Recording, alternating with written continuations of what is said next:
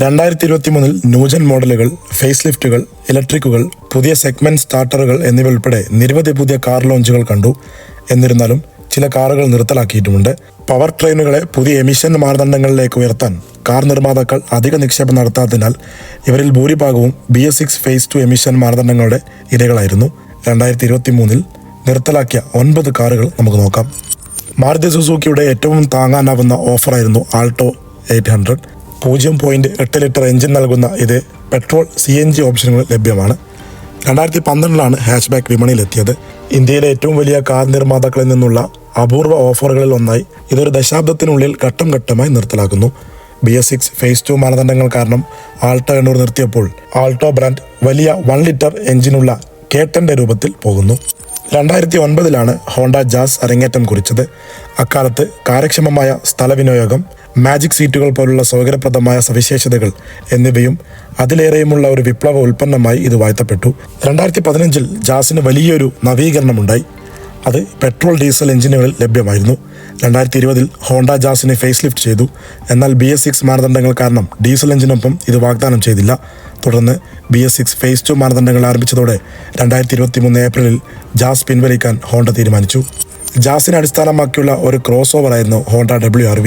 ഇത് 1.2 litre പെട്രോളിലും 1.5 litre ഡീസലിലും ലഭ്യമായിരുന്നു. എന്നാൽ manual ട്രാൻസ്മിഷനിൽ മാത്രം. ജാസിന്റെ വിൽപ്പന കുറയുന്നതിൽ നിന്നും തടയാൻ ഹോണ്ട WRVയിൽ ഓട്ടോമാറ്റിക് ഓപ്ഷൻ വാഗ്ദാനം ചെയ്തിരുന്നില്ല. എന്നാൽ ആത്യന്തികമായി വർദ്ധിച്ചു വരുന്ന മത്സരത്തോടൊപ്പം വർഷങ്ങളായി WRV വിൽപ്പന കുറഞ്ഞു. 2017 കാർ പുറത്തിറക്കിയ ശേഷം 2023 ജാസിനൊപ്പം ഹോണ്ട ക്രോസ് ഓവറായ WRVയും നിർത്തലാക്കി. സിറ്റി ഇപ്പോഴും ഒരു ബ്രാൻഡായി ഇന്ത്യൻ വിപണിയിൽ വിൽക്കപ്പെടുന്നുണ്ട്. കൂടാതെ ഹോണ്ട ഇന്ത്യയിൽ ഒരു ഗാർഹിക നാമമായി ഉയർത്തിയ ഒന്നാണ്. 4ാം തലമുറ സിറ്റി 2016 ഇന്ത്യൻ നിരത്തുകളിലെത്തി. 2020 അരങ്ങേറ്റം കുറിച്ച പുതിയ 5ാം തലമുറയ്ക്കൊപ്പം പഴയ തലമുറ മോഡലും വിൽക്കുന്നത് തുടരാൻ ജാപ്പനീസ് കാർ നിർമ്മാതാവ് തീരുമാനിച്ചു. ഏറ്റവും പുതിയ സിറ്റിക്ക് കൂടുതൽ താങ്ങാനാവുന്ന ബദലായി ഹോണ്ട ഔട്ട്ഗോയിങ് മോഡലിനെ സ്ഥാപിച്ചു. എന്നിരുന്നാലും ഒരു ഓട്ടോമാറ്റിക് ഡീസൽ എഞ്ചിൻ്റെ അഭാവം പുതിയ കാർ വിൽപ്പനയ്ക്ക് എത്തിച്ചപ്പോൾ ശരാശരി വിൽപ്പനയിലേക്ക് നയിച്ചു. 2023 തുടക്കത്തിൽ 5ാം തലമുറ മോഡലിൽ മുഖം നിനുക്കിയതോടെ 4ാം തലമുറ സിറ്റി നിർത്തലാക്കാൻ ഹോണ്ട ഒടുവിൽ തീരുമാനിക്കുകയായിരുന്നു. വളരെ ജനപ്രീതിയാർജിച്ച കോമ്പാക്ട് XUV സെഗ്മെന്റിൽ തങ്ങളുടെ വ്യക്തിമുദ്ര പതിപ്പിക്കുക എന്ന ലക്ഷ്യത്തോടെയാണ് നിസാൻ 2019 കിക്സ് അവതരിപ്പിച്ചത്. ജാപ്പനീസ് കാർ നിർമ്മാതാവ് പ്രാഥമികമായി ഹ്യുണ്ടായി ക്രെറ്റയെ പോലുള്ള എതിരാളികൾക്കെതിരെ SUV സ്ഥാപിച്ചു. എന്നാൽ കാറുകളിൽ ഓട്ടോമാറ്റിക് ഓപ്ഷൻ ഉണ്ടായിരുന്നില്ല.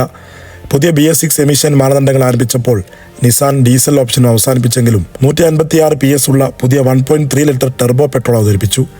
ഈ എഞ്ചിൻ CVT ആണ്. മാനുവൽ ഗിയർ ബോക്സുമായി വരുന്നതാണ്. പുതിയ എമിഷൻ മാനദണ്ഡങ്ങളുമായി കാർ അപ്ഡേറ്റ് ചെയ്യേണ്ട സമയമായപ്പോൾ നിസാൻ കാർ നിർത്തലാക്കി. നിലവിൽ മാഗ്നൈറ്റ് SUV മാത്രമാണ് നിസാൻ വിൽക്കുന്നത്. 20 വർഷമായി സ്കോഡ ഒക്ടാവിയ ഇന്ത്യയിൽ അവതരിപ്പിച്ചിരുന്നു. അന്നു മുതൽ ഒക്ടാവിയ ബ്രാൻഡ് നവീകരിച്ച ഫീച്ചറുകളും ഉയർന്ന പ്രകടനവുമായി വന്ന RS മോഡലുകൾക്ക് നന്ദി പറഞ്ഞ് ഒരു ആരാധന പദവി നിലനിർത്തിയിരുന്നു. എന്നിരുന്നാലും 2023 ഏപ്രിലിൽ പുതിയ റിയൽ ഡ്രൈവിംഗ് എമിഷൻ മാനദണ്ഡങ്ങൾ അവതരിപ്പിച്ചപ്പോൾ ഒക്ടാവിയ പിൻവലിക്കാൻ സ്കോഡ തീരുമാനിച്ചു. ലോഞ്ച് ചെയ്തതിനു ശേഷം ചെക്ക് കാർ നിർമ്മാതാവ് ഒക്ടാവിയയുടെ 1,00,000 യൂണിറ്റുകൾ ഇന്ത്യയിൽ വിറ്റു. എന്നിരുന്നാലും 2024 എപ്പോഴെങ്കിലും പുതിയ ഒക്ടാവിയ നമ്മുടെ തീരത്തെത്തുമെന്ന് റിപ്പോർട്ടുകൾ ഉള്ളതിനാൽ കുറച്ച് പ്രതീക്ഷകൾ അവശേഷിക്കുന്നു. 2009 പുറത്തിറങ്ങിയ സ്കോഡ സൂപ്പർബ് ഇന്ത്യയിലെ കാർ ബ്രാൻഡിൽ മുൻനിര സെഡാനാണ്. തുടക്കത്തിൽ പെട്രോൾ ഡീസൽ ഓപ്ഷനുകൾ ഇത് ലഭ്യമായിരുന്നു. എന്നാൽ 2020 ഡീസൽ എഞ്ചിൻ നിർത്തലാക്കി. ഇത് സ്കോഡയും ഫോക്സ് വാഗനും ഓയിൽ ബർണറുകളിൽ നിന്നും മാറിയതിനാൽ ബ്രാൻഡിനെ പെട്രോൾ മാത്രമുള്ളതാക്കി. 2023 എമിഷൻ മാനദണ്ഡങ്ങൾ കർശനമാക്കുകയും ഉപഭോക്താക്കൾ സെഡാനുകളിൽ നിന്നും SUVയിലേക്ക് മാറുകയും ചെയ്തതോടെ ഇന്ത്യയിൽ സൂപ്പർബ് വിൽപ്പന നിർത്താൻ സ്കോഡ തീരുമാനിച്ചു. ഇതൊക്കെയാണെങ്കിലും കമ്പനി അന്താരാഷ്ട്ര വിപണികളിൽ ന്യൂജൻ സൂപ്പർബ് വിറ്റയക്കുന്നുണ്ട്. മാത്രമല്ല 2024 ഇന്ത്യൻ നിരത്തുകളിൽ എത്തുമെന്നും പ്രതീക്ഷിക്കാം. 6ഉം 7ഉം സീറ്റുകളുള്ള ലേഔട്ട് വാഗ്ദാനം ചെയ്യപ്പെട്ട കാർണിവൽ ആഡംബര ജനമൂവർ എന്ന നിലയിൽ പെട്ടെന്ന് ജനപ്രീതി നേടി. ഒരു ഘട്ടത്തിൽ കിയ 9 സീറ്റ് മോഡലും വാഗ്ദാനം ചെയ്തിരുന്നു. എന്നാൽ അത് വളരെ നേരത്തെ തന്നെ നിർത്തലാക്കി. 2020 ആരംഭിച്ച കാർണിവൽ 2023 പുതിയ എമിഷൻ മാനദണ്ഡങ്ങൾ പ്രാബല്യത്തിൽ വന്നപ്പോൾ അതിൻ്റെ അന്ത്യം കുറിച്ചു.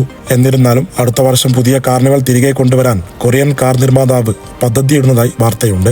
2016 അവതരിപ്പിച്ച KUV 100ന് 2017 തന്നെ ഫേസ് ലിഫ്റ്റ് ചെയ്തിരുന്നു. വിചിത്രമായ 6 സീറ്റർ പെട്രോൾ ഡീസൽ ഓപ്ഷനുകൾ ലഭ്യമാണ്. എന്നാൽ 2023 മഹീന്ദ്ര ഹാച്ച്ബാക്കിനായുള്ള ബുക്കിംഗ് എടുക്കുന്നത് നിർത്തി. അതായത് ഇന്ത്യയിൽ KUV 100 അവസാനിച്ചു. മോഡലിൻ്റെ മാന്യമായ കയറ്റുമതി ഡിമാൻഡ് കാരണം ഇത്രയും കാലം വിൽപ്പന അളവ് കുറവായിരുന്നിട്ടും KUV ലൈൻ സജീവമായിരുന്നു. ഈ വീഡിയോ നിങ്ങൾക്ക് ഇഷ്ടപ്പെട്ടാൽ ലൈക്ക് ചെയ്യുക, ഷെയർ ചെയ്യുക, സബ്സ്ക്രൈബ് ചെയ്യുക. മറ്റൊരു വീഡിയോയുമായി വീണ്ടും വരാം. നന്ദി.